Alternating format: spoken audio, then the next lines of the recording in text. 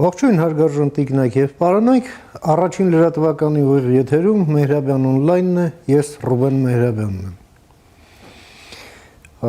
Այսօր քննարկենք այն տեկտոնիկ փոփոխությունները, որոնք տեղի են ունենում միջազգային հարաբերություններում եւ դրանք չեն կարող չազդել նաեւ մեր անելիքների վրա։ Փորձենք հասկանալ այդ կապը հենց այս քաղաքական պահին եւ ըստ այդմ տեսնենք որտեղ ենք մենք բաց թողումներ թույլ տալիս մեզ կամ որտեղ ունենք հաջողություններ, որովհետեւ դա արձանագրելը եւս կարեւոր է։ Մասնավորապես դա այն էր, երբ երեք այդ համաեվրոպական գագաթնաժողովի օրը, երբ Եվրոպական անվտանգության եւ պաշտպանության հարցերով օրակարգով հավաքված առաջնորդները Բրյուսելում պետք է ուղղակի պատմական նշանակության որոշումներ ընդունեին եւ ընդունեցին, դա 800 միլիարդ եվրոյի հատկացումն է Եվրոպայի պաշտպանությանը, որի մասին բոլոր առանց բացառության անդամ երկրները համաձայնությունը տվեցին։ Այդ նույն օրը Հայաստանը նոր ռազմական կցորդ նշանակեց Եվրամիությունում, մի կազմակերպություն, որը ամեն ինչ էր բացի ռազմական կառույցից։ Սակայն մենք ներսում բազմաթիվ հարցեր ունենք, խնդիրներ ունենք, նույնիսկ կողմնորոշվելու խնդիր ունենք շատ դեպքերում, որքան էլ որ մենք այո փաստաթղթեր ենք ստորագրում, օրենք ենք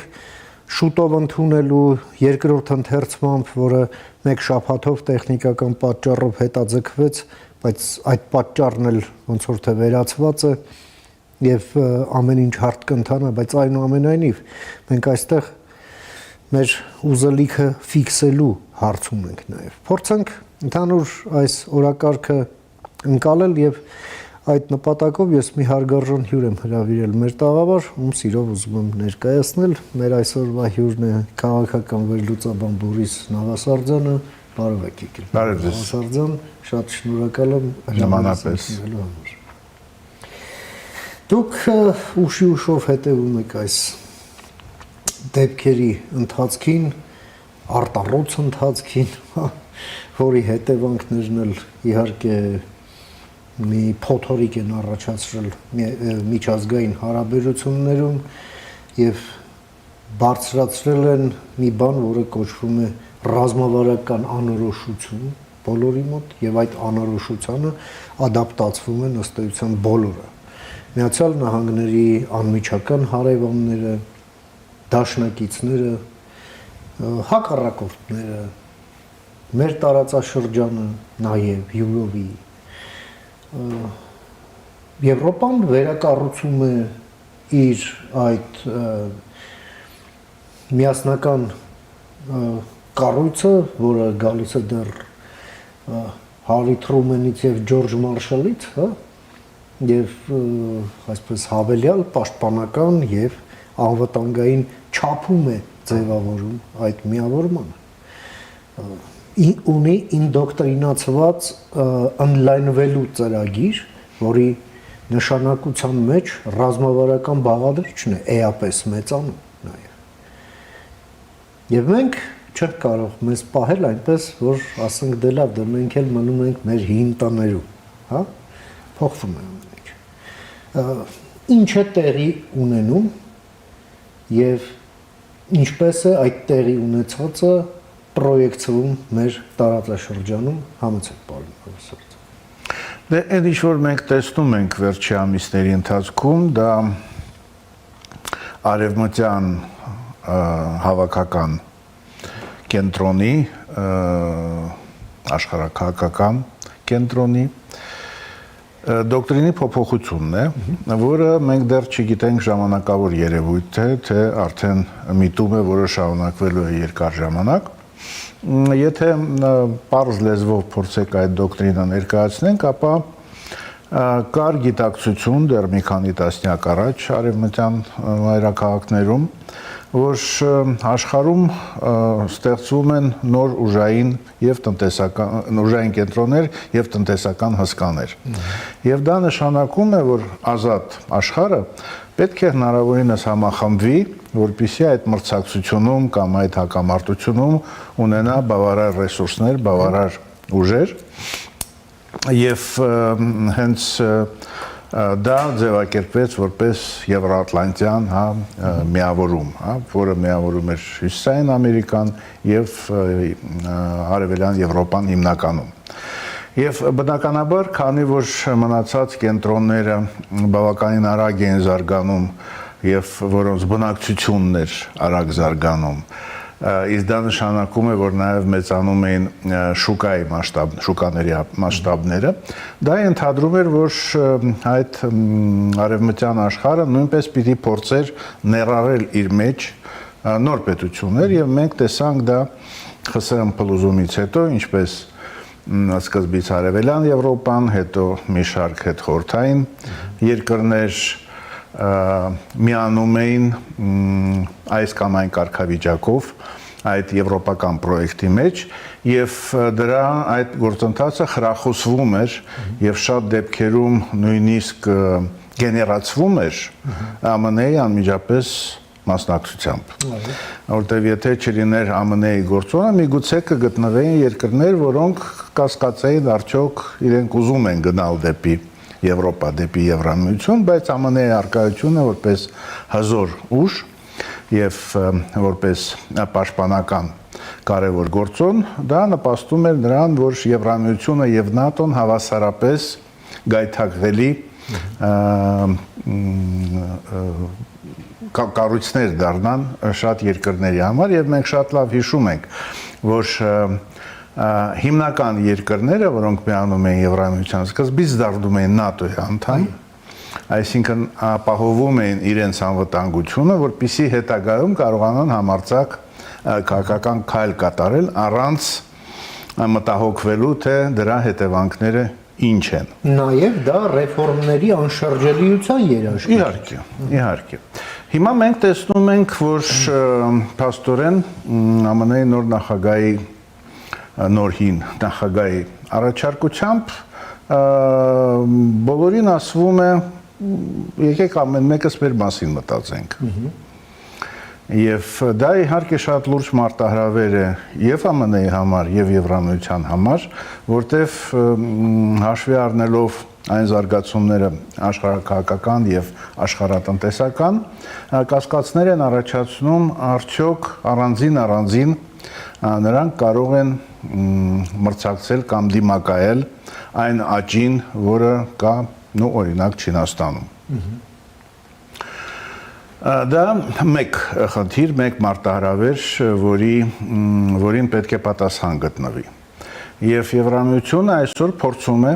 այդ պատասխանը գտնել, Եվրամիություն ասելով ես մի քիչ ավելի լայն հասկացություն նկատի ունեմ, այնտեղ իր հետաքրությունը հայտնում են Կանադան,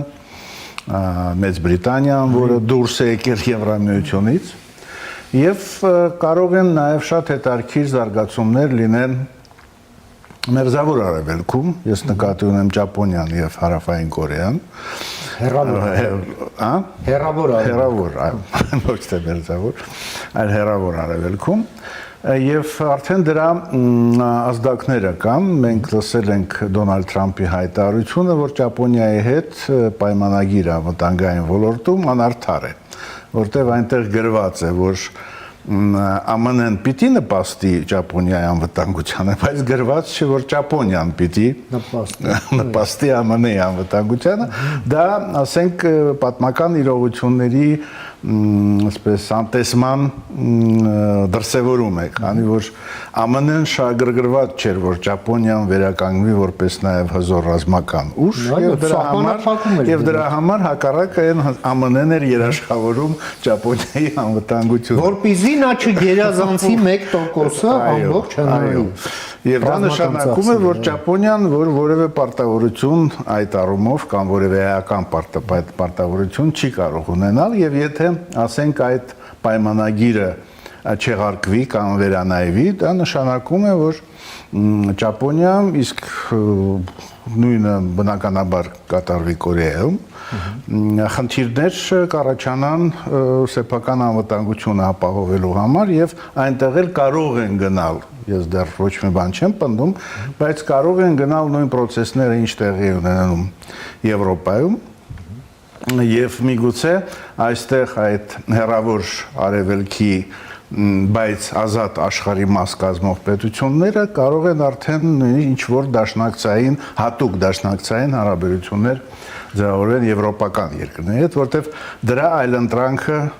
ես չեմ տեսնում եւ երևի բարդ է պատկերացնել զուտ ռեսուրսների թվաբանական հաշվառման տեսակետից։ Սա մեկ եւ երկրորդ կարևոր մարտահրավերը, որը ես տեսնում եմ, որը իհարկե իր կշռով ավելի պակաս է, դա նա է, թե ինչպես են ձևավորվում ընդհանրապես հարաբերությունները արտաքին քաղաքականության տեսակետից։ Փաստորեն ինչ է այսօր իրավիճակը թելադրող, իրավիճակը փոփոխող ԱՄՆ վարչակազմը։ Առաջարկում է, որ բոլոր պայմանավորվածությունները հենված լինեն շահի վրա եւ բոլոր համաձայնությունները գործարքի տեսքով Մոնետիզացիա։ Լավ ձևակերպում է։ Սակայն ինչպես արդեն կարծում եմ սկսում է տեսնել Դոնալդ Թրամփը եւ իր թիմը, այդ բիզնես օրենքները լավ չեն աշխատում քաղաքականության մեջ։ Եվ ստեղծվում են բազմաթիվ խոչընդոտներ դրա համար եւ բոլորովին այն գործարքը, որը ԱՄՆ-ն առաջարկում է Ուկրաինային կամ ուզում է առաջարկել Ռուսաստանին, չեն ապահովում անվտանգություն, չեն ապահովում խաղաղություն եւ լավագույն դեպքում կատարում են PR-ի դերակատարություն։ Հայտարարեցինք, որ այս մի քայլ արեցինք եւ մոտեցանք խաղաղության, ասենք, ուկրաինական պատերազմում եւ այսօրվա զարգացումները այն, որ Ուկրաինան ինչ որտեղ երևի եվրոպացիների խնդրանքով անթարաջ գնաց Դոնալդ Թրամփի առաջարկություններին, բնականաբար դնելով որոշ նախապայմաններ, բայց քանի որ Եվրամիության երկրները, Մեծ Բրիտանիան ամեն դեպքում չեն ցանկանում, որքան էլ սկսում են մտածել իրենց ճակատագրի մասին, չեն ցանկանում կոնֆրոնտացիայի, առճակատման գնալ ԱՄՆ-ի հետ։ Բայց ի պատասխան դրան Ռուսաստանը հերթական հզոր հարվածներ հասցրեց Ուկրաինային, դրանով ասելով, որ մեզ չեն հետաքրում ձեր գործարքները, կամ ձեր գործարքները մեզ հետաքրում են միայն այնքանով, որքանով դա նպաստում է մեր նպատակների իրականացմանը։ Այդ թվում մարտի դաշտում։ Այդ թվում նաև մարտի դաշտում է։ Եվ դա եւս խոսում է նրա մասին, որ այն քաղաքականության ճգնաժամը, որը կարելի էր կանխատեսել, տեսնելով թե ինչ է անում ԱՄՆ-ն, մոտենում է եւ արդյոք դա կնշանակի, որ առճակատումը կխորանա, կստանա շատ ավելի սուր դրսևորումներ, թե ի վերջո գոնե մասամբ, այսպես ասենք, ԱՄՆ-ն դարձի կենթարկվի եւ այդ եվրոատլանտյան միասնականությունը, որը այդ երկրների եւ եվրոպական եւ ԱՄՆ-ի համար այլընտրանք չունի, եթե ցանկանում է Դոնալդ Թրամփը Ամերիկան դարձնել հզոր։ Ինչպես դա դրսևորվեց նաեւ հատուկ քաղաքական գիծ մշակման մեջ, արտացոլվեց MAGA, Make America Great Again, դա արդեն այնպիսի շարժում է, որը իր գաղափարախոսությամբ միգուցե ավելի հնչեղ է եւ ավելի հասկանալի է սովորական ամերիկացիների համար, քան ասենք հանրապետական կուսակցության գաղափարախոսությունը եւ հիմնական սկզբունքները։ Փաստորեն հանրապետական կուսակցության քաղաքական գիծը փոխարինվեց այսօր այդ MAGA մագա շարժումով։ Եվ դա նաև նշանակում է, որ կարող են լինել լուրջ կոլիզիաներ ոչ միայն դեմոկրատների եւ հանրապետականների միջև, այլ նաև հանրապետական կուսակցության ներսում։ Մանավանդ որ բավականին հաճախ ԱՄՆ-ում տեղի են ունենում տարբեր մակարդակի ընտրություններ։ Սրանք են, ես կարծում եմ, հիմնական գործընթացները, որոնց վրա արժի ուշադրություն դարձնել եւ որոնցից բխեցնել ցանկացած երկրի որոշումը, թե ինքը ինչ է անում այս իրավիճակում։ Այնպես չէ, որ դու կարող ես, որքան էլ փոքր երկիր ես, ուղղակի սպասես ինչով է դա ամեն ինչը վերջանալու։ Այդպես չի ստացվում, հա։ Կողմնորոշման անհրաժեշտությունը ակնհայտորեն կա, դա չի նշանակում, որ շրջահայաց չպետք է լինել, որ զգուշավոր չպետք է լինել, բայց ամեն դեպքում պատկերացնել զարգացման քո այն առաջնահերթությունները, որոնք ի վերջո պետք է դառնան նաև արտաքին եւ նաև ինչ որտեղ ներքին քաղաքականության մաս։ Պարոն Նավասարդյան, հիշենք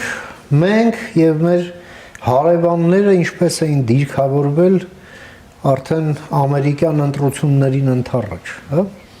Շատ հստակ էր, որ նախապատվությունը Թրամփի կողմն էր, որում բաց տեքստով, հա, Ադրբեջանում, Վրաստանի ղեկավարության մոտ, բայց ոչ հասարակության, Թուրքիայում, դեռ Ռուսաստանում, գիտենք, Իրանում եւ Հայաստանում հակառակն էր։ Ավելի շատ հարիսի այսպես ընտրությանն էին բարեհաճ քաղաքացիներն էլ քաղաքական դասնել եւս։ Հիմա փաստն այն է, որ ընտրվել է Թրամփը։ Ինչ է մնացել այդ էնտուզիազմից, այդ համակրողների, սիմպատիզանտների մոտ եւ հակառակ, այսպես նախապատվություն ունեցող սուբյեկտները ինչպես են ադապտացվում այս նոր իրողություններին, որովհետև ըստ այդմ էլ նաև շատ դեպքերում այս վերադասավորումները հենց մեր տարածաշրջանի վրա են անդրադառնում, հաշվի առնենք, որ հենց այսօր էր ռուսները իրենց գործը թողած Հայաստանի, ասենք, հապկում անդամավճար տալ չտալու շուտ վերջնաժամկետ են դնում, էս են ասում, այն են ասում եւ այլն։ Համեցեք։ Նախ պիտի ասենք, որ անկախ մեր կամ որևէ մեկի համակրանքից մենք պետք է ընդունենք ԱՄՆ ժողովրդի այն ընտրությունը, որ այն կատարել է։ Աքսիոմ։ Եվ այստեղ որևէ դժգոհություն ընտրողներից կամ դժգոհություն նրա վերաբերյալ ինչ տեղի ունեցավ, մենք երևի լեգիտիմ հիմքեր չունենք ունենալու։ Իմաստել չկա։ Իմաստել չկա, բայց երևի ինչ որտեղ այն ինչ որ կատարվում է, դա բնական երևույթ է։ Բնական եւ օբյեկտիվ երևույթ է այն առումով, որ նաեւ այն աշխարհում, որը մենք անվանում ենք ազատ աշխարհ, կային ինչ որ ծայրահեղ դրսևորումներ, որոնք դժգոհություն են առաջացնում, այդ դժգոհությունը միգուցե հիպերբոլիզացվում էր, հա, շատ դեպքերում դե քարոշչությունը իր դերը կատարում է իհարկե, եւ երևի ինչ որ բան պետք է կատարվեր, որը բոլորին ստապեցներ, հա, ու հասկանալ, որ կան խնդիրներ եւ այդ խնդիրներին պետք է անդրադառնալ, իհարկե շատ ափսոս, որ դա տեղի չունեցավ էվոլյուցիոն ճանապարհով, որ անհրաժեշտ էր այդ հեղափոխական համարյա դրսևորումը, որը իրականացնում է այսօր Դոնալդ Թրամփի վարչակազմը, եւ իհարկե սա անհրաժեշտ էր, որպեսզի առաջին հերթին եվրոպական պետություններ հասկանալ, որ պետք չէ մոռանալ ինքնության մասին, պետք չէ մոռանալ ինքնիշխանության մասին, նաև իր տարբեր դրսևորումներով, այդ թվում նաև անվտանգության ոլորտում։ Որքան էլ դու ունես դաշնակիցներ, միևնույն է նաև քո մասին մտածի եւ լիովին ամբողջ ծանրաբեռնվածությունը Ուրիշների վրա ուրիշի վրա իդեմս հզոր ԱՄՆ-ի մի դիր։ Այսինքն դա ստապեցնող երևույթ էր եւ միգուցե ինչ որ բոլոր տագնապներով եւ մտահոգություններով հանդերձ ինչ որտեղ առողջացնող գործընթաց այստեղ կարելի է տեսնել։ Հիմա անդրադառնանք շահառուներին։ Ռուսաստան, ակնհայտորեն այդ երկիրը այս ամեն ինչից շահում է, որտեղ Ռուսաստանը միշտ ձեռնտու էր համարում պարակտվածություն արևմտյան աշխարհում եւ փորձում են այդ պարակտվածությանը հասնել եւ Եվրոպայի հետ սիրախաղեր անելով եւ ԱՄՆ-ի հետ։ Եվ հիմա ինչ որտեղ հասավ իր նպատակին եւ դա բնականաբար Ռուսաստանին ինչ որ շունչ քաշելու հնարավորություն է տալիս, քանի որ մենք հասկանում ենք, որ եւ ճնշումը Ուկրաինայի վրա կա, որը Ռուսաստանի համար շատ ձեռնտու է, եւ ինչ որ պատժամիջոցների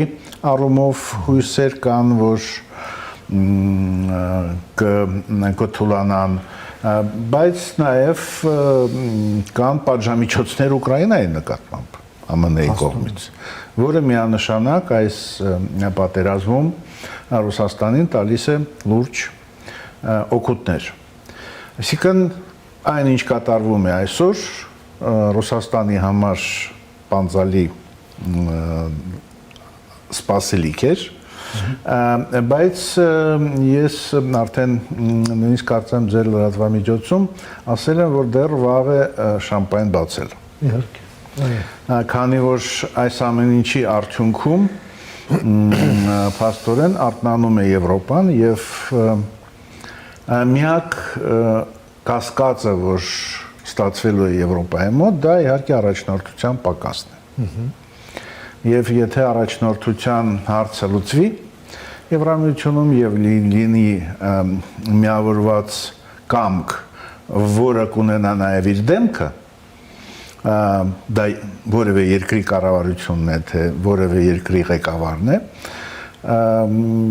կարելի է ասել, որ դա շատ լուրջ հեռանկարներ ունի։ Եվ այստեղ Ռուսաստանը կարող է ի վերջո ոչ թե շահել, այլ կորցնել։ Ադրբեջան միանշանակ ձեռնտու է ինչ այսօր տեղի ունենում, քանի որ մենք շատ լավ հասկանում ենք, որ Ադրբեջանը միշտ ուներ քողարկված տարածքային պահանջներ Հայաստանի նկատմամբ, եթե ոչ նույնիսկ նպատակ աշխարհի երեսի ջնջել Հայաստան պետությունը, եւ բնականաբար, եթե այսօր այդպես հեշտ քննարկվում են հարցերը, որ այս երկրի 20% է այստեղ, այն երկրի 40% այնտեղ, այս երկիրը իրավունք չունի ՆԱՏՕ-ի անդամ դառնալ, այն մյուսը իրավունք չունի Եվրամիության անդամ դառնալ։ Մեկը 51-րդ նահանգը, այո, եւ նրա վարչապետը իրականում նահանգապետ է, այլ ոչ ավել։ Բնականաբար սա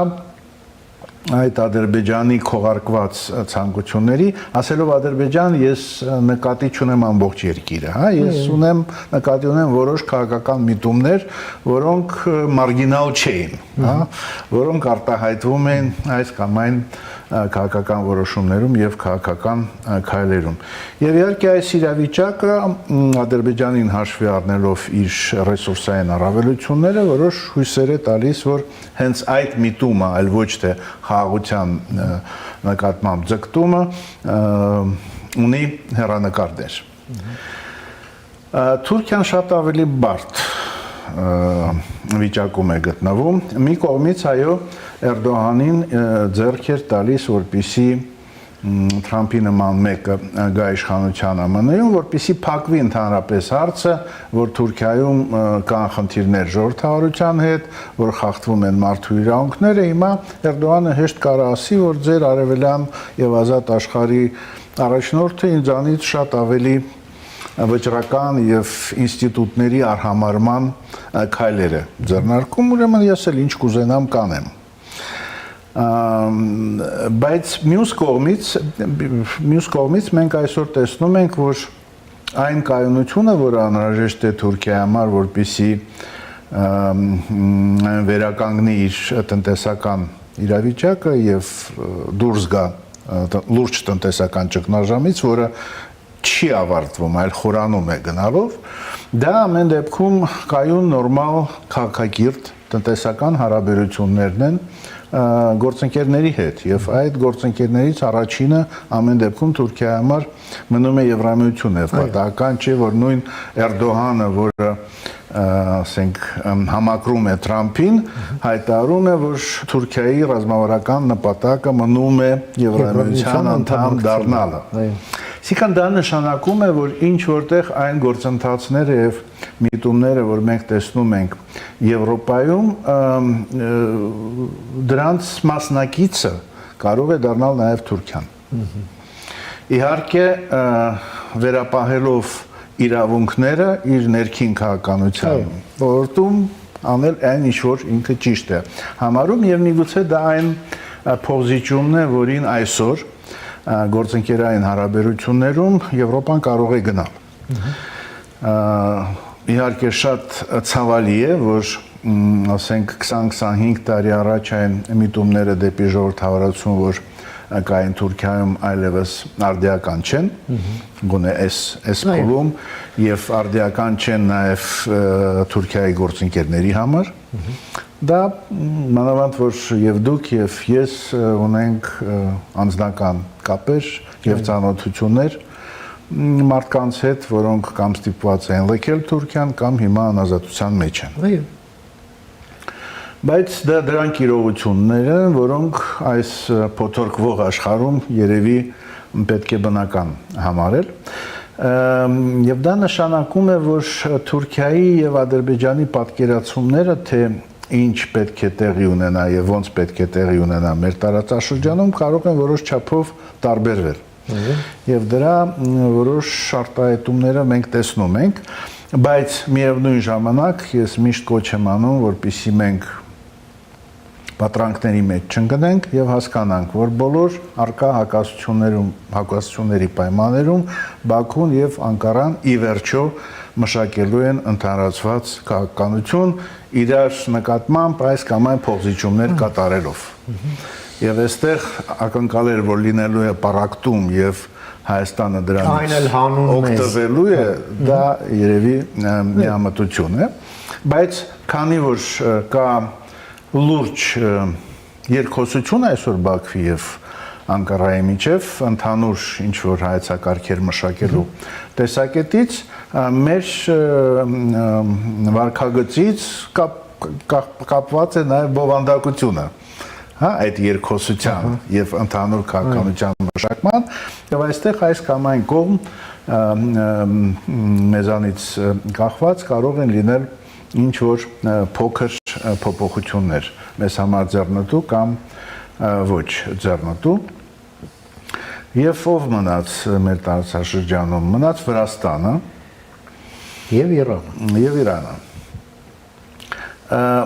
ինչ վերաբերում է Վրաստանին ես կարծում եմ որ Վրաստանը այսօր բավարարվում է նրանով կամ կբավարարվի նրանով որ որոշ արժեքների վերանայում, արժեքներ կամ արժեքներ, այսպես ասենք, վերանայում տեղի է ունենում եւ այն ներքին քաղաքական միտումները, որ կային Վրաստանում, այսօր կարող են նաեւ լեգիտիմացվել եւ որոնք դժգոհություններ են առաջացնում բնականաբար եւ ի վերջո Վրաստանում էլ մենք երևի պետք է թողնենք, որպեսզի ամեն ինչ որոշի այնտեղի ժողովուրդը, որը բավականին ակտիվ է քաղաքական տեսակետից եւ ես կարծում եմ, որ կգտնի լավագույն ճանապարհը այդ երկրի զարգացման համար եւ մենք ընդհանրապես պետք է ցանկանանք, որ այդ առումով մոդելների տարբերություն չլինի Հայաստանի եւ Վրաստանի միջեւ, որտեղ այդ երկու երկրների նմանությունը եւ զարգացման հեռանկարների վերաբերյալ նույնական տեսլականը կարևոր է երկուսի համարել։ Ամեն դեպքում ես չեմ պատկերացնում, որ այն խորությունը հարաբերությունների, որ եղել է ընդամենը մի քանի տարի առաջ Վրաստանի եւ Արևմուտքի, հանկարծ այլ ուղղությամբ գնա։ Ես կարծում եմ, որ ամեն դեպքում այդ ուղղությունը կպահպանվի այս կամ այն սրբագրումներով։ Եվ վերջապես Իրանը գիտակցել է, որ այդ իմպուլսիվ քաղաքականությունը, որը փաստորեն այսօր բնութագրում է ԱՄՆ-ի այսօրվա վարչակազմին, դա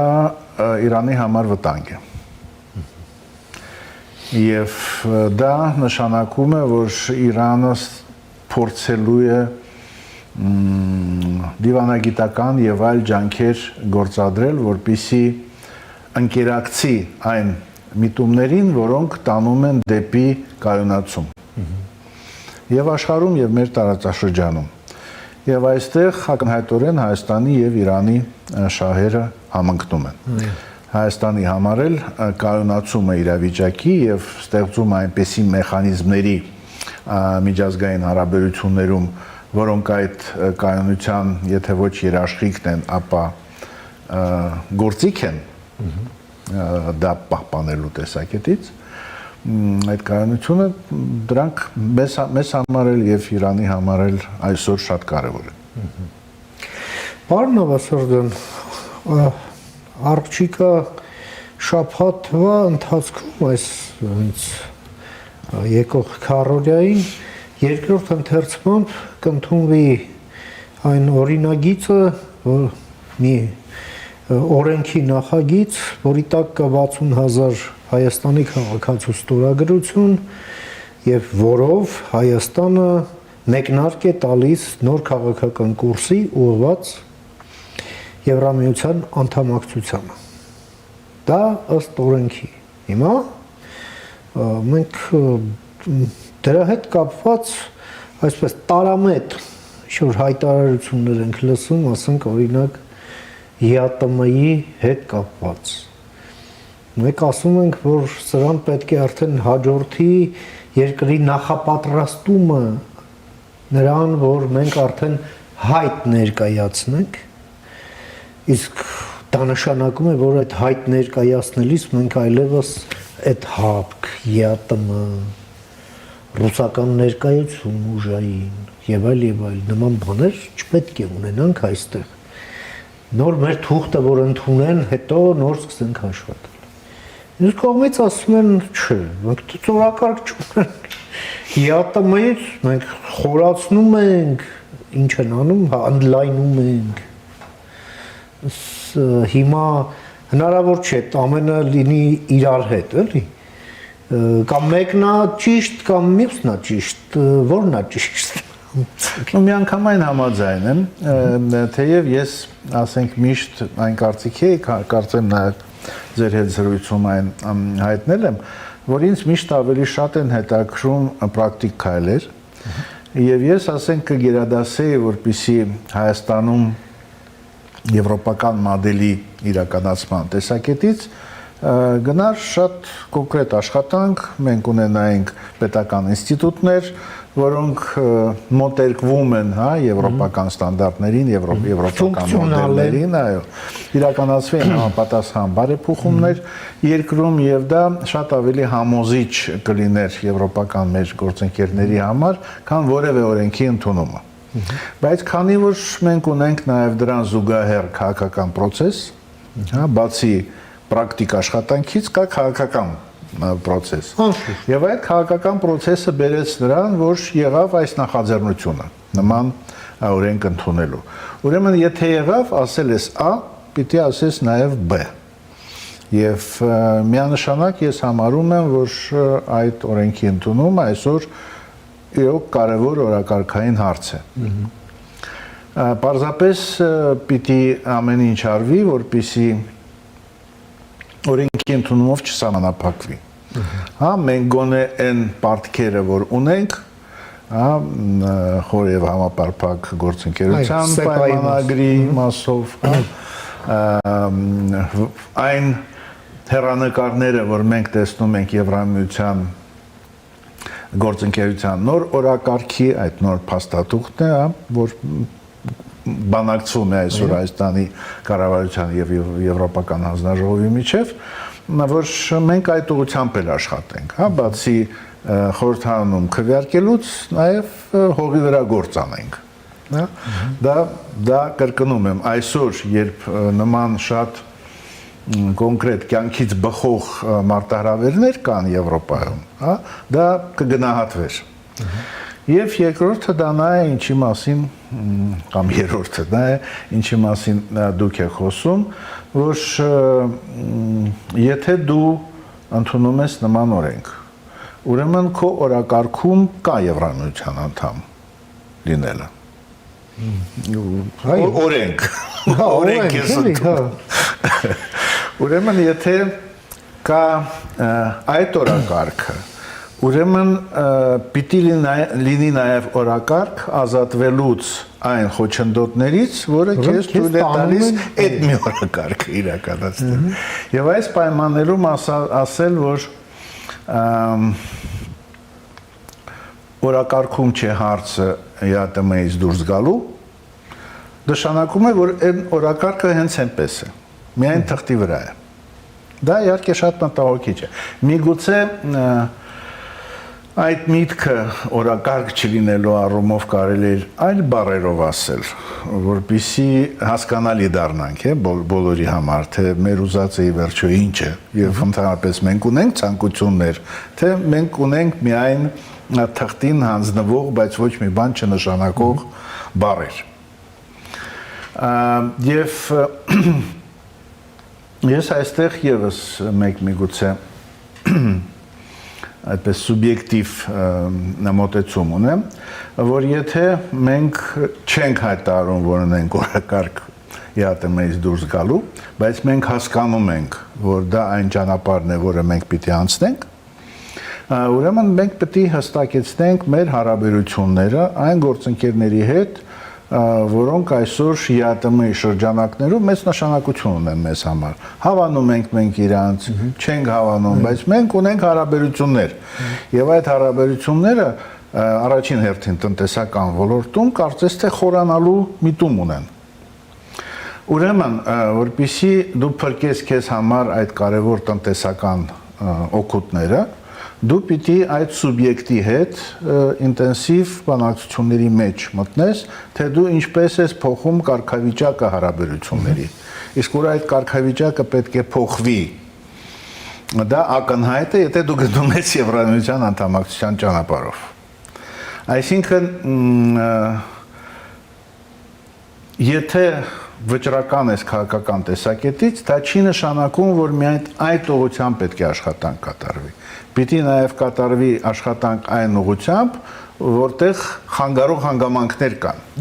Այդ հանգամանքներից ազատվելու կամ նրանք վերափոխելու, մոդիֆիկացնելու տարբերակով եւ այդ տեսակետից ես կարծում եմ, որ շատ կարեւոր են նաև Հայաստանի հարաբերությունները երկու ծանր հարևանների հետ, Ադրբեջանի եւ Թուրքիայի։ Քանի որ առանց մեզ էլ Եվրոպայում կան բազմաթիվ խնդիրներ։ Եվ մենք պիտի գնանք դեպի Եվրոպա, որպեսզի հետաքրությունը մեր նկատմամբ լինի հետևողական, հնարավորինս փոքր բեռով, դառնալով հնարավորինս փոքր բեռ։ Եվ դառնալով ոչ թե խնդրի մաս, այլ խնդրի լուծման մաս։ Խնդրի, ասենք, մի հատ նոր խնդրեմ ավելացնելու։ Այսինքն դա նշանակում է, որ իրոք այն բանակցությունները, որ մենք գնում են, մենք չենք գնում Բաքվի հետ, այն բանակցությունները, որ մենք գնում են, մենք չենք գնում Անկարայի հետ, պետք է ինտենսիվ լինեն եւ այստեղ շատ կարեւոր է գտնել տարբեր լուծումներ, որոնք կապացուցեն, որ մենք ոչ թե միայն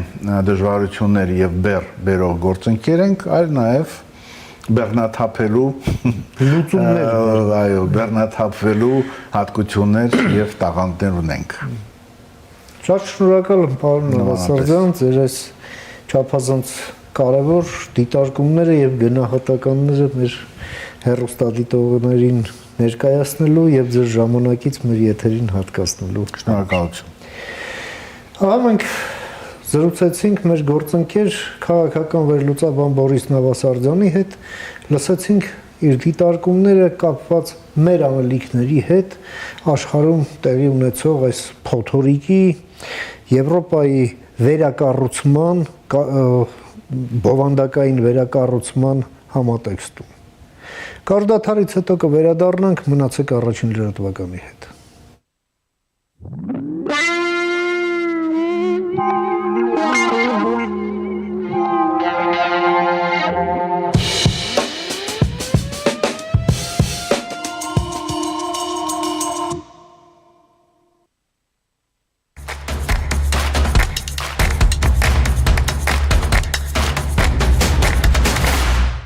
Գնեք ցանկացած սալիկ իդեալ համակարգից եւ ստացեք սալիկի սոսինձն ընդամենը 1 դրամով։ Իդեալ համակարգի խանութ սրահներից ձեռք բերեք կերամիկական սալիկների լայն տեսականուց ցանկացած սալիկ, իսկ սալիկին համապատասխան սոսինձը ստացեք ընդամենը 1 դրամով։ Մանրամասները idealsystem.am։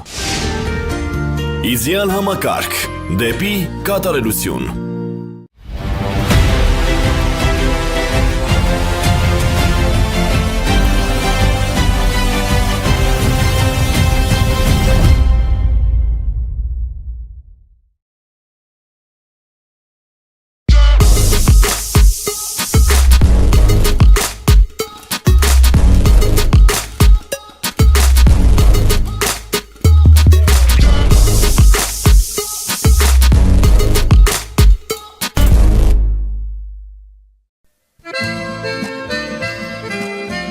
Սիրելի գյումրեցի կանայք եւ ոչ միայն, մարտի 8-ին ժամը 14-ին կանանց միջազգային օրվա կապակցությամբ սիրով հրավիրում ենք ձեզ Ռուբեն Հախվերդյանի տոնական համերգին։ Գյումրու մարզամշակութային կենտրոնում տեքստիլի ակումբում սպասվում է անկրկնելի երաժշտական համերգ։ Հասցե Գյումրի Մեհեր Մկրտչյան փողոց, թիվ 49, մուտքը ազատ։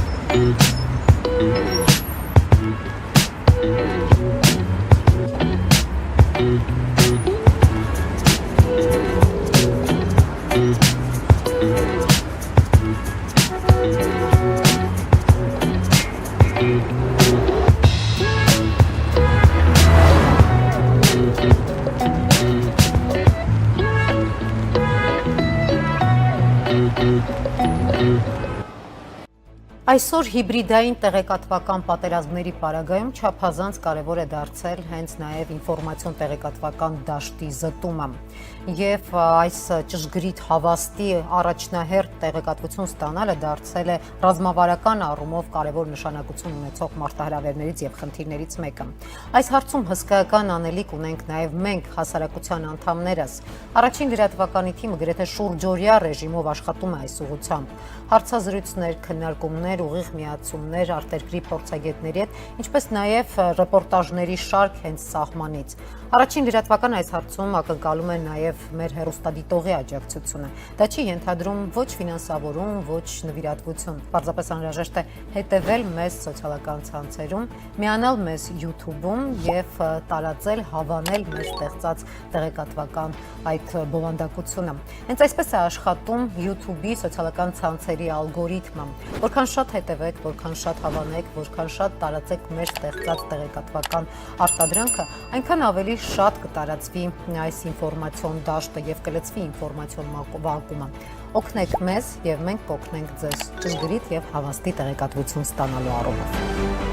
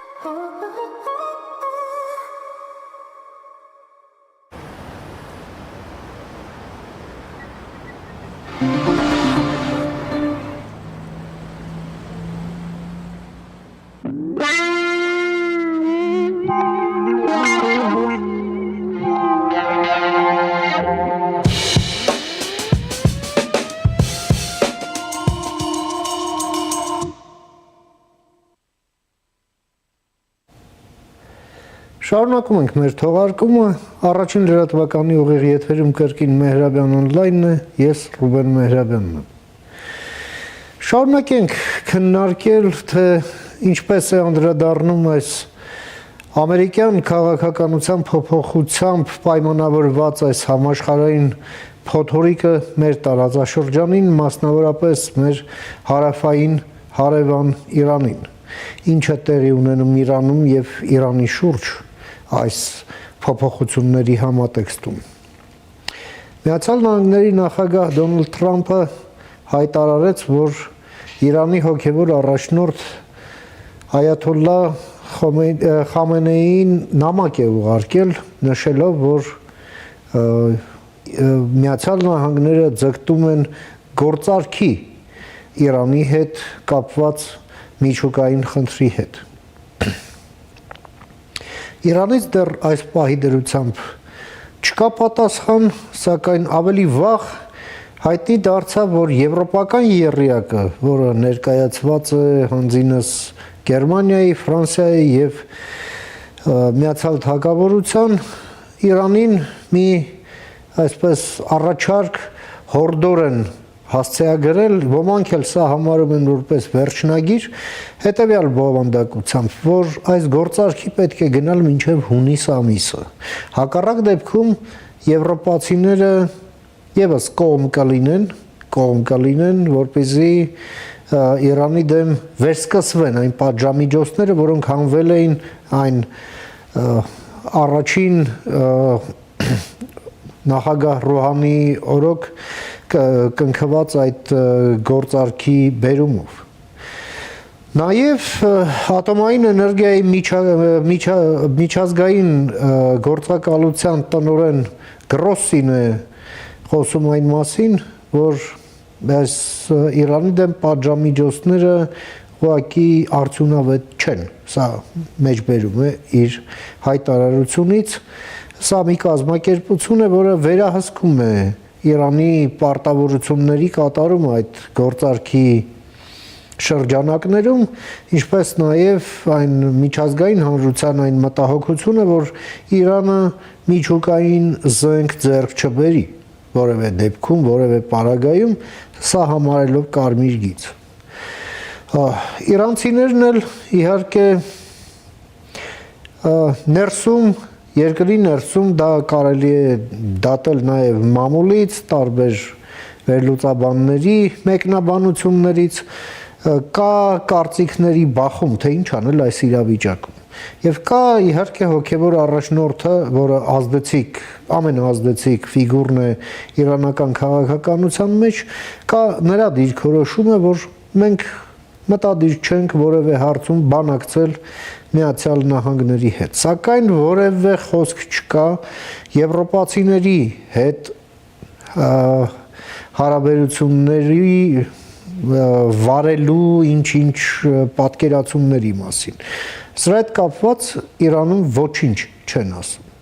Մինչդեռ ժամանակը գնում է եւ բացի դրանից էլ խիստ տագնապալի տեղեկատվություն է գալիս այն մասին, որ Միացյալ Նահանգներից մեծածավալ ռազմական մատակարարումներ են ուղղված դեպի Իսրայել, իսկ դրանք գերծանր ավիառումբեր են, որոնք այսպես հակաբունկերային նշանակության ավիառումբեր են եւ դժվար է դա բացատրել այլ նպատակահարմարությամբ կամ ինչ որտեղ մեծ ծավալով դրանց օգտագործումը եւ հարցը մնում է հռետորական թե որտեղ։ Փորձենք հասկանալ ինչ է տեղի ունենում եւ ինչպիսի միտումներ են ձևավորվում, որոնք ուր են տանում մեզ։ Եվ այդ նպատակով ես մի հարգարժան հյուր եմ հրավիրել տեսակապով մեր տաղավար Իրանի մայրաքաղաք Թեհրանից, ում սիրով ուզում եմ ներկայացնել։ Մեր այսօրվա հյուրն է Թեհրանից լրագրող եւ վերլուծաբան Սահակ Շահմուրադյանը։ Բարև ձեզ, պարոն Շահմուրադյան, շնորհակալ եմ հրավերս ընդունելու համար։ Ես եմ շնորհակալ։ Պարոն Շահմուրադյան, դուք Իրանի մայրաքաղաքում եք ապրում եւ գործում եւ վստահաբար ուշով հետևում եք այս իրադարձություններին, դեպքերի զարգացմանը, որն է ձեր գնահատականը ընթացիկ քաղաքական պահի։ Ինչ ունենք եւ ուր է տանում այս ամենայն հավանականությամբ։ Համեցեք։ Ինչպես որ նշեցիք, պարոն Մեհրաբյան, Դոնալդ Թրամփի Միացյալ Նահանգների նախագահական պաշտոնամուտից հետո իրականում քաոսային իրավիճակ է ստեղծել աշխարհում նրա որդեգրած հակասական եւ անարխիկ քաղաքականության հետևանքով, որը ոչ միայն Մերձավոր Արևելքի, հատկապես Իրանի իշխանություններին շփոթի է մատնել, այլ նաեւ Միացյալ Նահանգների նախագահի դիմաբախումը Եվրամիության հետ ամբողջ աշխարհի հավասարումները փոփոխության է ենթարկել եւ տեսնենք, որ Միացյալ Նահանգների հիմնական դաշնակից Եվրամիությունը եւ եվրոպական երկրները որոշակիորեն իրենց քաղաքականությունը հիմնական վերափոխման են ենթարկում Միացյալ Նահանգների նկատմամբ, նույնն էլ նաեւ աշխարհի մյուս երկրները, հատկապես Չինաստանը եւ Մերձավոր Արևելքի երկրները սպասողական վիճակում սպասում են տեսնեն ինչ է պատահելու, ինչ է որտեղ է գնալու Թրամփը եւ ինչ քաղաքականություն է վարելու Միացյալ Նահանգների, այսպես ասած, դեմ կանգնած երկրների հետ։ Ինչ վերաբերում է Իրանին, արդեն ես կարող եմ ասել Դոնալդ Թրամփի այս հերթական արշավը Իրանի դեմ շանտաժի մեթոդ է, շարունակում է իր խաբելու քաղաքականությունը, խորքում չկա ճշմարտություն, մենք տեսնում ենք Դոնալդ Թրամփի վերջին 1.5 ամսվա ընթացքում հռետորաբանությունը, որը ուղղված է թե Մեքսիկայի, թե Կանադայի, Եվրամիության, Ռուսաստանի, Իրանի դեմ չունեն գործնական քայլերի հիմնավորում եւ միայն դա քարոզչական պայքար է։ Ավելի վաղ Իրանի միջուկային հարցով Իրանի գերագույն առաջնորդը հայտարարել է, որ Իրանը պատրաստ չէ բանակցել Միացյալ Նահանգների այս վարչակազմի հետ եւ մենք տեսանք անցած շաբաթ Իրանի պետական համակարգում փոփոխություններ տեղի ունեցավ Իրանի այն թևը ռեֆորմիստների թևը, որը ավելի վաղ հայտարարել էր, որ պատրաստ է բանակցել Արևմուտքի Միացյալ Նահանգների հետ նահանջեց պարոն Զարիֆը, որը Իրանի նախագահի ռազմավարական հարցերով խորհրդատուն էր, հենց Իրանի դատական իշխանության կողմից կանչվեց եւ իրենից պահանջեցին հրաժարական ներկայացնի։ Նախագահը պարոն Փեզեշքյանը նույնպես լռել է եւ ասում է ենթարկվելու եմ գերագույն առաջնորդի որոշումներին։ Իրանում ուժեղացել է պահպանողական թևը, որը միտված է ամենաուժեղ դիմադրությունը ցուցաբերել Միացյալ Նահանգների ընչաքաղցության նկատմամբ։ Իրանը բանակցություն է վարում եվրոպական կողմի հետ եւ իր մյուս դաշնակից Ռուսաստանի ու Չինաստանի հետ, որպեսզի կարողանա այս խնդիրները ժամանակի ընթացքում կարգավորել։ Այսօր Ռուսաստանը հայտարարեց, որ Ռուսաստանի արտաքին գործերի նախարարության փոխնախարար Ռյաբկովը Մոսկվայում հանդիպում է ունեցել Իրանի դեսպանի հետ, որտեղ քննարկել են Միացյալ Նահանգների հետ հետագա բանակցությունները եւ միջուկային հարցի կարգավորումը։ Ավելի վաղ ռուս պաշտոնյաների կողմից նաեւ հայտարարվել է, որ Իրանը պատրաստ չի Դոնալդ Թրամփի կողմից առաջարկված պայմաններում նստել բանակցության սեղանի շուրջ։ Իրանը ըստ երևույթին ռուսական կողմին հայտնել է, որ միայն պատրաստ է միջուկային հարցի շուրջ բանակցել Միացյալ Նահանգների հետ, այն պայմանով, որ նախկին գործարքի շուրջ ձեռք բերված պայմանավորվածությունները իրականացվեն եւ Իրանի դեմ սահմանված պատժամիջոցները աստիճանաբար վերացվեն եւ ստեղծվի մի վստահության մթնոլորտ, որում Իրանը կարողանա գալ նստել բանակցության եւ խնդիրները կարգավորել։ Ներկայումս իհարկե, ինչպես ասացիք, Դոնալդ Թրամփը հայտարարել է, որ նամակ է եղել Իրանի գերագույն առաջնորդին, այո, իրանական կողմը ոչ հաստատել է, ոչ հերքել է իրանական լրատվամիջոցներում, հատկապես պահպանողական թևի լրատվամիջոցներում անդրադարձ կատարվել է այդ հարցին, որ Թրամփը պնդում է, որ նամակ է ուղարկել Իրանի գերագույն առաջնորդին, բայց հենց այդ կորպուսին կապված եւ պետական շրջանակներին կապված լրատվամիջոցները տարբեր հոդվածներով ընդգծել են Իրանի նախկին հենց մինչ այժմ ընդունված քաղաքականություն, որ պատրաստ չեն բանակցել Դոնալդ Թրամփի կառավարության հետ։ Պարոն Շահմուրադյան, մի ռուսական ասացված կա, որը հայերեն թարգմանվում է հետեւյալ ձևով, ասացվածք էլ չի, ասույթ է, էլի տենց, որ ասում են այծին բաց թողել բոստանը։ Հիմա դե այսինքն բացասական իմաստով էլի, հա, ասենք այծը ինչ կանի հողամասում դժվար չի պատկերացնել, չէ։ Հիմա Իրանի մոտ չկա մտավախություն, որ մի երկրի, ով երևի թե ամենաշատն է խոչընդոտել, որ Իրանը ժամանակին հասնի գործարքի, գալիս է եւ դառնում է միջնորդ իբր այդ գործարքը վերսկսելու համար։ Եվ որն է հաշվարկը, որ ինչու պետք է այդ երկիրը օգտակար լինի այդ հարցում։ Այդ մտավախությունը չկա, հարցս ինչն է, էլի, այցին բոստան բաց թողելու հետ կապված մտավախությունը չկա այնուամենայնիվ։ Իհարկե չի ասել մտավախություն, բայց իրանցիները գիտակցում են, որ Ռուսաստանը այս բանակցություններում շահառու կողմ է, հնարավոր է Ռուսաստանը Միացյալ Նահանգների հետ ինչպես Ուկրաինայում դա կատարեց գնա գործարքի, բայց իրանական կողմը մինչ այժմ չի հայտարարել, որ ընդունում է Ռուսաստանի միջնորդությունը։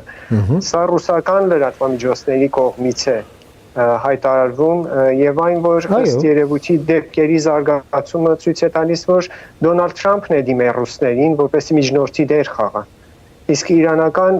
փորձագիտական շրջանակներում, այնքան որ ես տեղյակ եմ եւ կարդում եմ մեկնաբանություններում, կան այո Իրանում կա մտահոգություն, որ ռուսերի միջնորդությունը չի կարող արդյունավետ լինել Իրան-Միացյալ Նահանգների բանակցություններում, ասացի որովհետև շահառու կողմն է, չի կարելի վստահել ռուսներին եւ ավելի լավ է չեզոք մի կողմ կամ միջնորդներ դերակատար լինեն այս հարցում, ինչպես օրինակ նախկինում եղել են արաբական, պարսից սոցիալ-արաբական որոշ վստահելի երկրներ, ԱՄՆ-ն է եւ եվրոպական կողմը, եվրոպական չեզոք կողմը, որ մինչ այժմ հենց Շվեյցարիայի միջոցով այդ բանակցությունները եւ կապերն ու շփումները եղել են Միացյալ Նահանգների հետ։ Ես կարծում եմ Իրանը բանակցությունների միջնորդ կընտրի իր ավանդական հենց միջնորդներին եւ Եվրոպային եւ կսկսի բանակցությունները Եվրամիության հետ, առիթ կօգտագործի Չեխիա առաջացել Եվրամիության եւ Միացյալ Նահանգների միջև եւ կփորձի իր հարցերը կարգավորել Եվրամիության հետ, այնուհետև կսպասեն տեսնեն ինչ դեպքեր է պատահում հետագային, իսկ այն սպառնալիքները, որ Միացյալ Նահանգների կողմից է ուղղված Իրանի նկատմամբ, իրանցիները գիտեն, որ դրա հետևում թաքնված է Իսրայելը եւ Իսրայելն է ճնշում գործադրում Միացյալ Նահանգների վրա, որպեսզի ռազմական հարվածներ հասցնեն Իրանի միջուկային կամ ռազմական օբյեկտներին, բայց դրա համար էլ իրանական կողմը պատրաստ է եւ Միացյալ Նահանգներն ու Իսրայելն էլ պետք է հասկանան Իրանը Գազայի հատված, Պաղեստին, ես ինչ գիտեմ, փոքր մանր-մունր երկրների նման չէ, որ հեշտությամբ կարողանան գալ հարվածեն եւ վերջ տան այդ խնդրին, Իրանը հզոր երկիր է, ունի մեծ բանակ, ունի հնարավորություններ, դիմադրելու հնարավորություններ եւ եթե Միացյալ Նահանգները եւ Իսրայելը այդ ռիսկին գնան, ամբողջ տարածաշրջանը հրդեհի կմատնեն եւ այնուհետեւ դրա կառավարելը շատ դժվար է, ոչ միայն Միացյալ Նահանգների համար, այլ ամբողջ աշխարհի համար։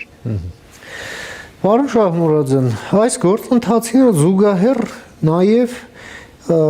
մենք տեսնում ենք մի խիստ ապակայունացում Սիրիայում, ալավիների ապստամբություն, բախումներ հենց ալավիա բնակ քաղաքներում, ընդ որում զինված ալավիները դուրս են եկել եւ բարձրացել են լեռները, տարբեր արաբական աղբյուրներ գրում են մոտավորապես 70 զոհվածների մասին, տարածվում են տեսանյութեր այն մասին, որ ներկայիս կառավարության ուժայինները, այդ ջոկատները ուղղակի մահապատիժներ են, արտադատարանական մահապատիժներ են իրականացնում գյուղերում, ալավիա բնակ տղամարդկանց դնում են պատի տակ եւ գնդակահարում են ուղղակի։ Եվ խոսում են այն մասին, որ կարծեք թե իրավիճակը վերահսկողության տակից դուրս է գալիս եւ մենք ունենք իրավիճակ նաեւ դրուզների հետ կապված Դամասկոսից արևմուտք ընկած հատվածներում մենք տեսնում ենք, որ քրդերի հետ կապված որևէ հարց չի լուծվում եւ տեսնում ենք նաեւ, որ Թուրքիայի կողմից դժգոհություն կար Իրանի նկատմամբ, արվեցին ինչ-ինչ հայտարարություններ, որի հետ կապված Իրանի արտգործնախարարությունը կանչեց Թուրքիայի դեսպանին Թեհրանում եւ բողոքի նոտա ներկայացրեց։ Այս ամենը ինչի մասին է վկայում եւ ուր է տանում այս միտումը ըստ ձեզ։ Սա նրա մասին է վկայում, որ Սիրիայում հարցերը չնայած ավելի կանուխ լավատեսումների այդպես չէր, Սիրիայի հարցը չէր լուծվել, որովհետև Սիրիայի հարցում կան շատ դերակատարներ, Թուրքիան, Իսրայելը, Միացյալ Նահանգները, Եվրոպան, Իրանը, արաբական երկրները եւ Սիրիայի նոր վարչակազմը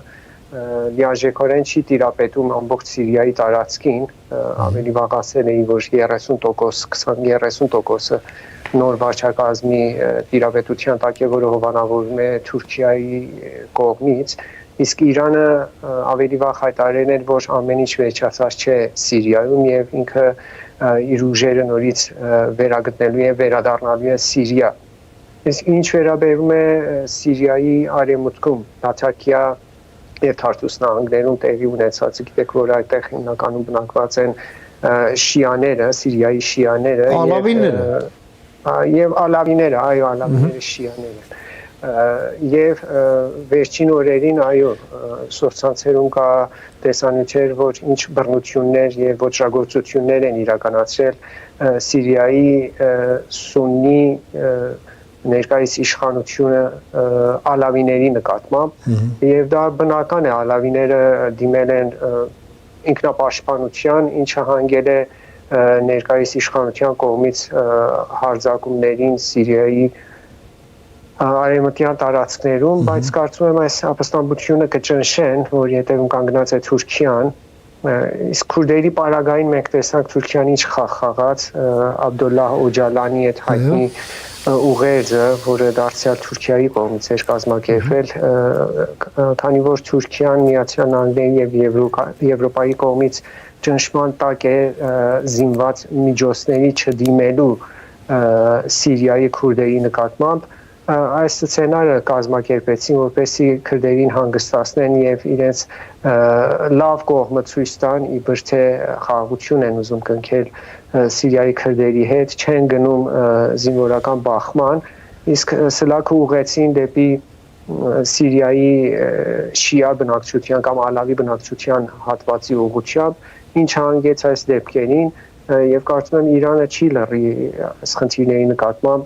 Իրանը դարձյալ կփորձի պաշտպանել Սիրիայի շիա բնակչության հատվածին, հատկապես ալավիներին, իսկ Սիրիայի հարավ արևմտյան հատվածում, այո, դարուզիներն են, որոնց մի հատվածը հովանավորվում է Իսրայելի կողմից եւ ինչպես հայտնի է Իսրայելի աջակցությամբ փորձում են ինքնավար մի մարզ ստեղծել նաև Սիրիայի հարավային հատվածներում, որը ավելի սրում է եւ լարում է իրավիճակը Սիրիայում եւ Սիրիայի ապագան իրոք մշուշոտ է եւ եթե այսպես շարունակվի, հավանաբար Սիրիայի տարբեր նահանգները տարանջատվեն եւ մի անկառավարելի իրավիճակ ստեղծվի տարածաշրջանում։ Պարոն Շահմուրադյան, մենք տեսնում ենք, որ սրվում են Իսրայելի եւ Թուրքիայի միջև հարաբերություններ հենց Սիրիայի հետ կապված։ Թուրքիան ուղղակի սկզբունքի հարց է դարձրել, որպեսզի Սիրիան դառնա միասնական ունիտար պետություն, հա, միատար պետություն պետական իմաստով, ոչ մի ֆեդերացիա, ոչ մի ավտոնոմիա, ոչ մի բան, եւ նաեւ Թուրքիան ունի այնտեղ ուժային ներկայություն։ Բնականաբար Իսրայելը շահագրգռված չի դրանում, որովհետեւ համարում է, որ ըստ այդմ կենտրոնացված եւ ուժեղացած Սիրիան թուրքական վերահսկողության ներքո ուղղակի կարող է վերածվել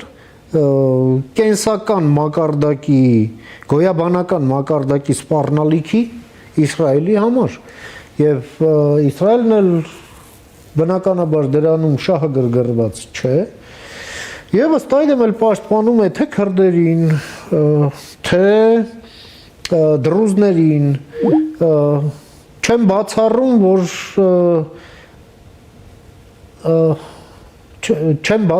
որ նաեւ այլ փոքրամասնությունների կարող է պաշտպանել, կապրենք կտեսնենք, մենք ոնց որ Թեհրանի հետ կապի խնդիր ունենք, եւ փորձենք մեր զրուցակցից կարծիք հարցնել, թե Իրանը այս առաջիկա process-ները Սիրիայում այս ապակայունացումից հետո, որն աննախադեպ է Ասադի ռեժիմի անկումից հետո, ինչպես են պատկերացնում հետագա ընթացքը այնտեղ դեպքերի եւ որը կարող է լինել Իրանի, ինչպիսին կարող է լինել Իրանի մասնակցությունը ըստ այդմ։ Մեր տեխնիկական անձնակազմը զգուշացնում է, որ կապը վերականգնվել է, ես դառնամ պարոն Շահմուրադյանին։ Պարոն Շահմուրադյան, տեսեք, մենք ընդհատվեցինք այն ժամանակ, երբ ես հարց էի ուզում տալ ձեզ, որ սրվում են հարաբերությունները Իսրայելի եւ Թուրքիայի միջև, եւ մենք տեսնում ենք, այո, Թուրքիան ձգտում է Սիրիայում ստեղծել ունիտար պետություն, եւ Իսրայելում էլ կա մտավախություն, որ այդ ունիտար պետությունը կենտրոնացված, ուժեղացած, հետո կվերածվի գոյաբանական վտանգի Իսրայելի համար։ Եվ մենք տեսնում ենք Թուրքիայի այդ միանձնյա, այսպես ձգտումները Սիրիայում իր վերահսկողությունը հաստատելու Իրանի դուրն էլ չեն գալիս ըստ այդմ, հա։ Ինչ եք կարծում այս թուրք-իսրայելական, իրանա-թուրքական այս հակասությունները ուր են տանելու եւ մինչեւ ինչքան, համեցեք։ Սիրիայում սուննի մուսուլման եղբայրներ, ասենք գաղափարախոսության կամ դավանանքին հակված նոր իշխանությունը ի սկզբանե հետևում էր Թուրքիայի քաղաքականությունները, դա բնական էր, որ Թուրքիան Սիրիայի որոշ հատվածներ իր վերահսկողության տակ առնելով եւ դրածո իշխանություն բերելով անպայման դիմաբախվելու էր Իսրայելի հետ, որովհետև այդ երկու պետությունների շահերը Սիրիայում եւ Մերձավոր Արևելքում չեն համընկնում, որովհետև Թուրքիայի իշխանությունները, անձինս Ռաջեփ Թայիփ Էրդողանի, նույնքան ծայրահեղական մուսուլմաններ են եւ նույնքան ծայրահեղական փանթուրանիստական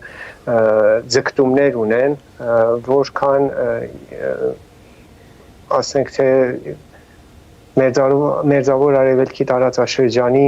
մյուս մուսուլման երկրները, որոնք թշնամական վերաբերմունք ունեն Իսրայելի նկատմամբ։ Այս բախումները Իսրայելի հետ, շահերի բախումները հենց բխում են այդ խնդրից, որ Թուրքիան ձգտում է վերականգնել իր կորցրած Օսմանյան կայսրությունը տարածաշրջանում։ Եվ Իսրայելին դա դուր չի գալիս, Իսրայելը դիմակայելու է Թուրքիայի նկարտումները տարածաշրջանում եւ փորձելու է իր համար Սիրիայի հարավում անվտանգության գոտի ստեղծել, հենց իդեմս դարուզիների եւ Գոլանի բարձունքների տեսնենք խորացնում է իր ազդեցությունը որոշ տարածքներ ավելացրել է նախկին օկուպացված տարածքներին Թուրքիայի, ասենք, ախորժակը մեծ է, Թուրքիան մեծ օսմանական կայսրություն է ուզում ստեղծել եւ նույնիսկ իր պատկերացումների մեջ Իսրայելը մտնում է Օսմանյան կայսրության, նախկին Օսմանյան կայսրության սահմանների մեջ։ Դամասկոսն էլ։ Դամասկոս, այո, Դամասկոսը, Լիբանանը եւ այլն։ Այս բախումները շարունակվելու են եւ Իսրայելը փորձում է իր անվտանգությունը ապահովել եւ ստեղծել իր պրոքսիները Սիրիայի տարածքում, ոչնչացրել է Սիրիայի ռազմական ռեսուրսների զգալի մասը, որովհետեւ խոսում են ընդհանուր մինչեւ 85% ամբողջ այդ զինանոցների, որ արդեն ոչնչացված են։ Այո, որովհետև Իսրայելը գիտեր, որ Սիրիայի նոր իշխանությունները նույնքան ծայրահեղական մոտեցումներ ունի Իսրայելի գոյության նկատմամբ։ Եվ այս պատերազմը այո շարունակվելու է Սիրիայում, նոր բախումներ են տեղի ունենալու եւ ասացի Սիրիայի տարածքային ամբողջականությունը նույնիսկ վտանգի տակ է։ Պարոն Շահմուրադյան, Իրանում ոչինչ չեն խոսում եվրոպական եռյակի արած այդ առաջարկության մասին։ Ի վերջո փաստ է, որ եվրոպական եռյակը շարունակում է մնալ այդ գործարքի մեջ, որը կնքվեց 15 թվականին եւ դուրս չի գալիս։ Ավելին շահագրգռված են, որ այդ գործարքը վերականգնվի եւ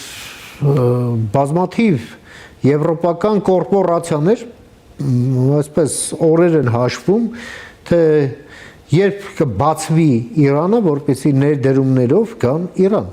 եւ առաջին հերթին ֆրանսիացիները։ Դրա մասին եւս հայտնի է։ Հիմա այդ առաջարկությունը, որ անում են, դրա հետ կապված Իրանում կարծեք թե հրապարակային խոսք չկա։ Հաշվի առնելով այս փոփոխությունները, որոնք մենք տեսնում ենք ոչ միայն Եվրամիությունում, այլև մեծ Եվրոպայում, հա, այսպես ասենք Եվրոպա պլյուսում, որի մեջ Եվրամիությանից բացի նաև Բրիտանիան է, Կանադան է, հա, եւ մենք տեսնում ենք համախոհություն արդեն ավելի լայն շրջանակում, որում համախոհություն թե պաշտպանության, թե անվտանգության եւ քաղաքական ռազմավարության տեսակետից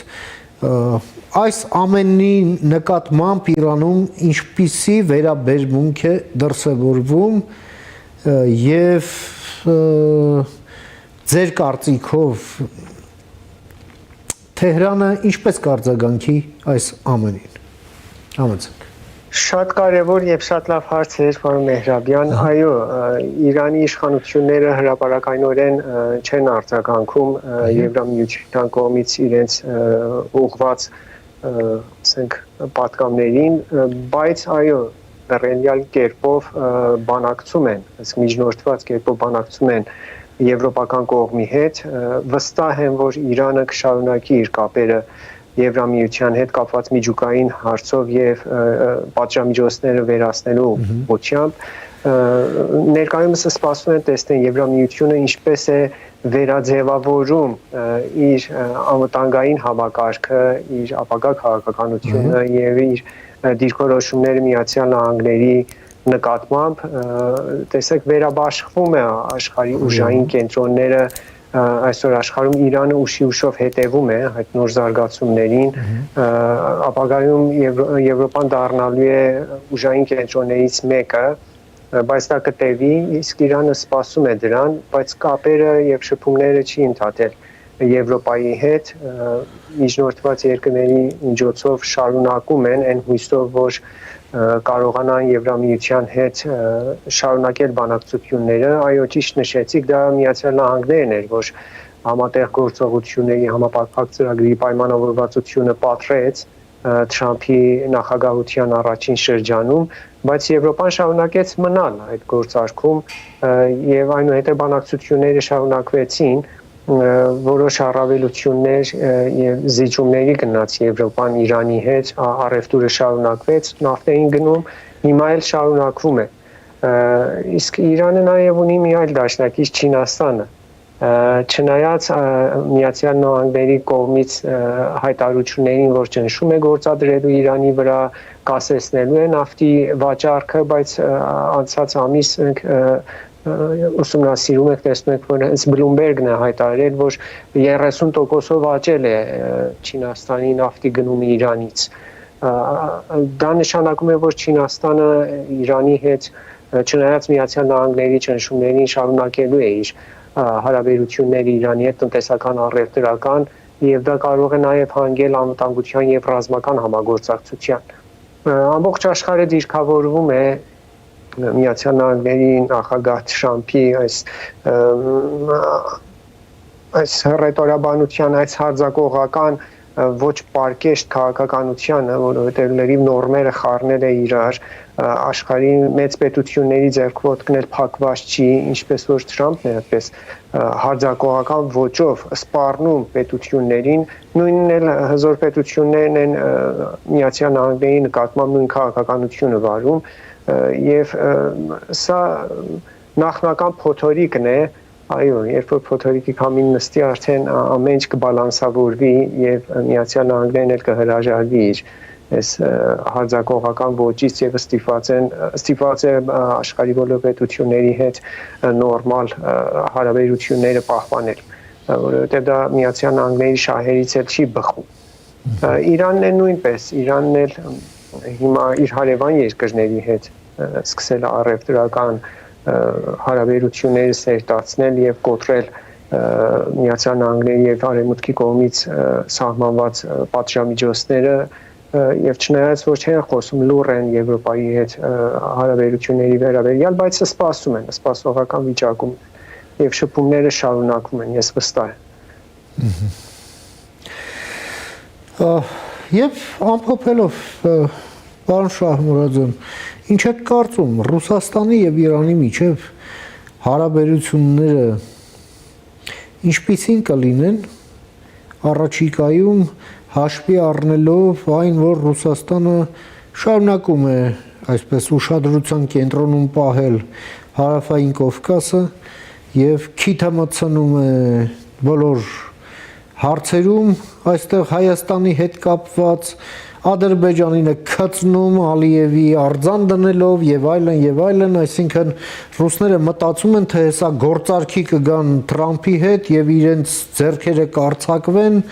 եւ կգան եւ կբռնեն այստեղ բոլորի պարանոցից։ Իրանը հստակ ֆիքսել է, որ Ռուսաստանի այդ նկարտումների հետ հաշտ չէ, անկախ նրանից, թե ինչպեսի պայմանագրեր է Իրանը կնքել Ռուսաստանի հետ։ Համենայն դեպս դա է բխում Իրանի դեսպանի ասուլիսից, որը սենսացիոն էր ուղղակի։ Ինչ եք կարծում, Ռուսաստանի այդպիսի նկարտումներին Իրանը կհակազդի, թե այնուամենայնիվ ավելի կկարևորի բուն Ռուսաստանի հետ ունեցած իր հարաբերությունները։ Ձեր կարծիքով։ Իրանի եւ Ռուսաստանի ներկայիս հարաբերությունները, որը աստիճանաբար ըստ երկու կողմի հայտարարության ստանալի են ռազմավարական բնույթ, հիմնականում Իրանի տեսակետից ուղղված է Միացյալ Նահանգների եւ Արևմուտքի սպառնալիքները դիմակայելու նպատակով։ Դա բացառում է այն հարաբերություններից, որ Իրանը ունի Կովկասյան տարածաշրջանի երկրների հետ։ Այսինքն Իրանի հարաբերությունները եւ շփումները, հատկապես Հայաստանի հետ,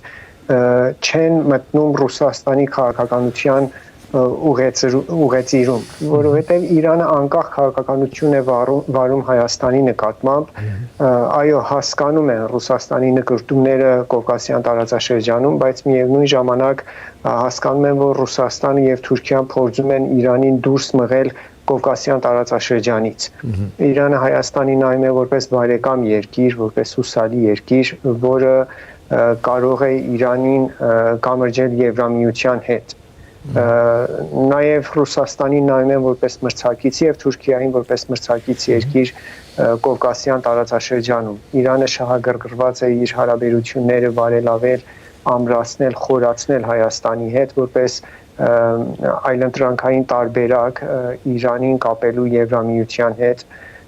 եւ իրանական նավթն ու գազը եւ այլ արտադրությունները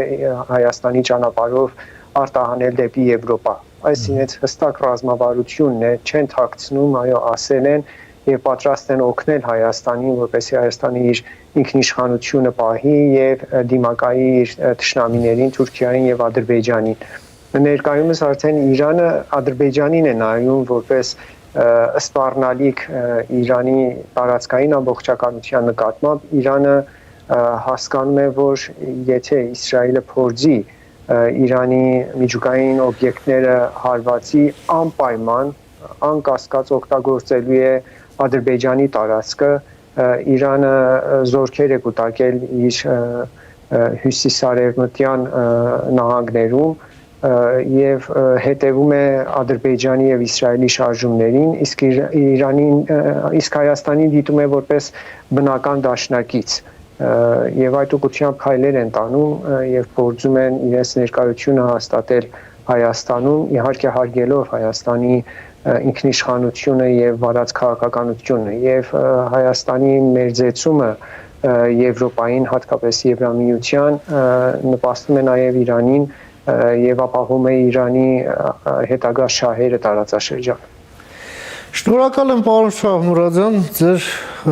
դիտարկումները եւ գնահատականները մեր հեռուստադիտողին ներկայացնելու եւ ձեր ժամանակից մեր եթերին հատկացնելու համար։ Բարին ձեզ, ամենայն բարի։ Ես եմ շնորհակալ։ Մենք զրուցեցինք մեր գործընկեր Սահակ Շահմուրադյանի հետ, լրագրող, վերլուծաբան, Իրանի մայրաքաղաք Թեհրանից, լսեցինք իր դիտարկումները կապված Իրանում եւ Իրանի շուրջ վերջին զարգացումների հետ։ Այսօր թերևս այսքանը, հարգարժան տիկնայք եւ պարոնայք, կհանդիպենք արդեն կիրակի օրը, խաղաղություն եւ բարին ձեզ։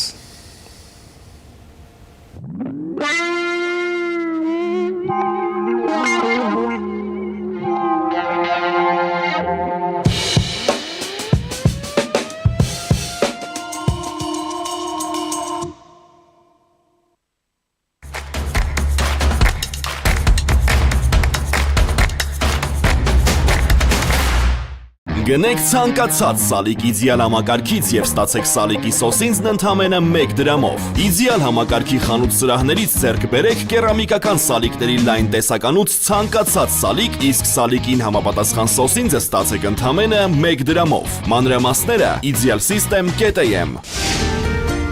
Իդեալ համակարգ դեպի կատարելություն։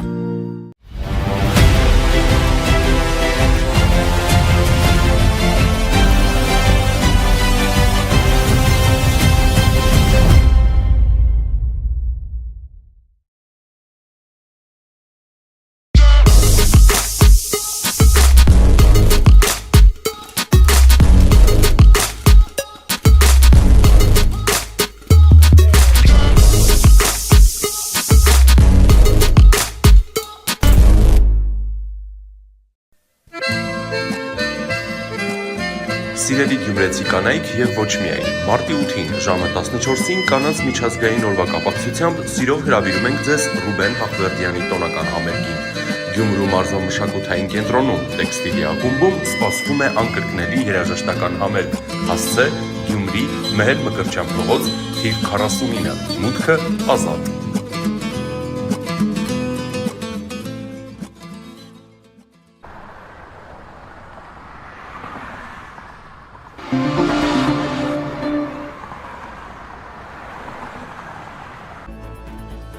Շարունակում ենք աշխատել առաջինի ուղիղ եթերում։ Վերջին լուրերը իմացեք առաջինը, եղեք տեղեկացված։ Մենք շարունակում ենք եթերը։ Վերջին լուրերը իմացեք առաջինը։ Առաջին միակ անկախ համահայկական տեղեկատվական վերլուծական լրատվամիջոցը։